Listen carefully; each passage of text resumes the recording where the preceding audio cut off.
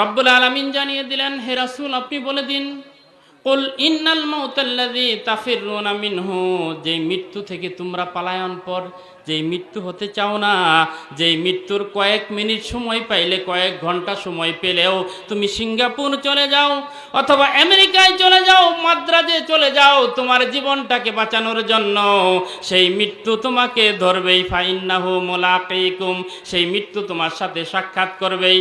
ফাইন্নাহু মুলাকিকুম সুম্মা তুরাদ্দুনা ইলা আলিমিল গায়বি ওয়াশ শাহাদাতি, অতঃপর তুমি ফিরে যাবে দৃশ্য এবং অদৃশ্যর যিনি জানেন সেই রব্বুল আলামিনের দরবারে তুমি ফিরে যাবে।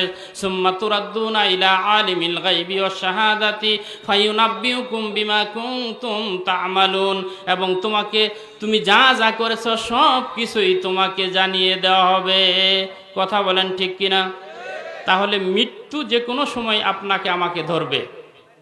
এই মৃত্যুর আগে আমাদের প্রস্তুতি নেওয়ার দরকার আছে না নাই? এখন যদি বলি যে আজকে ফজরের নামাজ কয়জন পড়ছেন, তাহলে কিন্তু খবর আছে। কথা বলেন ঠিক না? কারণ আমরা কথা শুনতে রাজি, অনেক কোরআনের কথা শুনি, কিন্তু নামাজ ঠিক মতো পড়তে রাজি না। কথা বলেন ঠিক কিনা?